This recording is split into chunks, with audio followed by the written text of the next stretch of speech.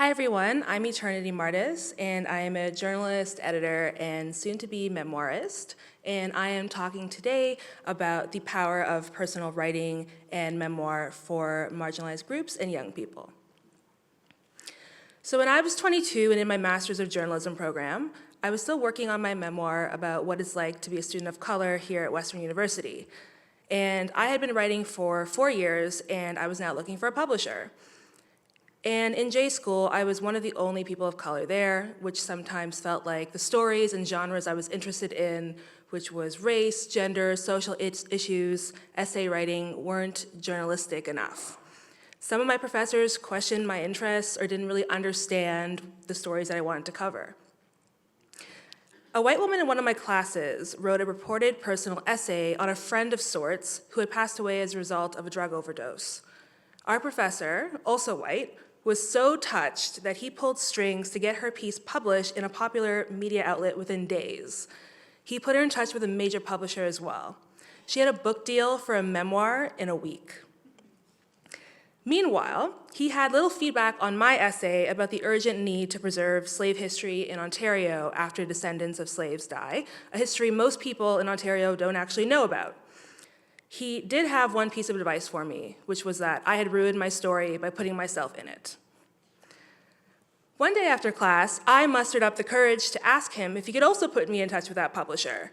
I had a solid book proposal, an almost finished manuscript, and my selling point, which was that every student that I knew, current or former, had harrowing stories of experiencing racism at a university or college, yet no one was really talking about it openly.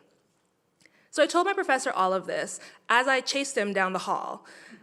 And when he finally stopped, he turned around and said to me, "I have contacts, but I don't think they'd be interested in the things that you write about." Not interested in institutional racism in Canada?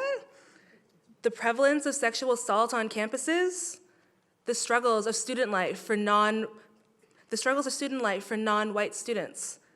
Were those things, and my voice and authority on them, were they not as important as what my peer had written? I quickly realized that it actually wasn't about me. It was about who got to tell stories, who were the keepers of those stories, and what stories they believed mattered to our society. And I was being told that my stories did not matter to society. But that didn't stop me, though. While I believe in luck and hard work, I also believed in what I had to say. 2 years later, my essay was published by a renowned media outlet and nominated for an award. And a year after that, I had an agent, a major publisher, and a 2-book deal. Great.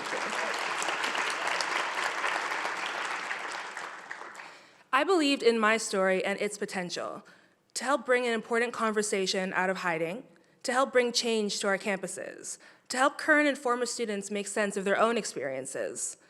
Most of all, I believed that in our cultural and political climate, personal storytelling has tremendous power.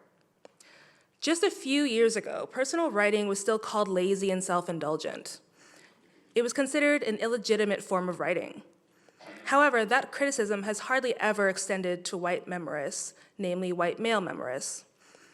When I first started writing my book a decade ago, I could hardly think of young LGBTQ2 people or young people of color who had the opportunity to have their memoirs published. And even now, when they are published, their reviews are driven down by racists and homophobes who don't feel they deserve to have the same space to tell those stories. And they aren't held to a higher standard because the quality of their writing is poor. It isn't. They're held to a higher standard because it's assumed that people like us can't ever produce quality writing. Memoir has been regarded as something that is only unlocked after a certain kind of experience and privilege has been attained. It disregards young and marginalized people by saying, "You're too young. What do you know? You haven't achieved enough yet. You haven't been through enough yet. You haven't lived long enough yet to know pain. You're ungrateful. Be happy for what you have. If you don't like your life here, go back to where you came from. Your experiences don't matter." They call us what they call our personal writing: lazy, self-indulgent, and whiny. Yet this generation of young people, millennials as we call them, has faced more obstacles and hardships, arguably, than the last generation. We're told to spend thousands of dollars to get a degree in a shaky economy that guarantees no job and makes it impossible to be a homeowner, let alone find affordable housing. Our world, and along with it, our future, is rapidly burning right before our eyes. We're the era that grew up with school shootings and lockdowns. Women in their early 20s are the most at risk of interpartner violence and sexual assault in Canada, and young Black, Brown, and Indigenous men are most at risk of police brutality and carding. Our generation is more likely to be gender fluid, even as LGBTQ2 rights are being taken away, seemingly by the day. Young people of all ages and genders are most at risk of cyberbullying and cyberstalking, and mental health issues.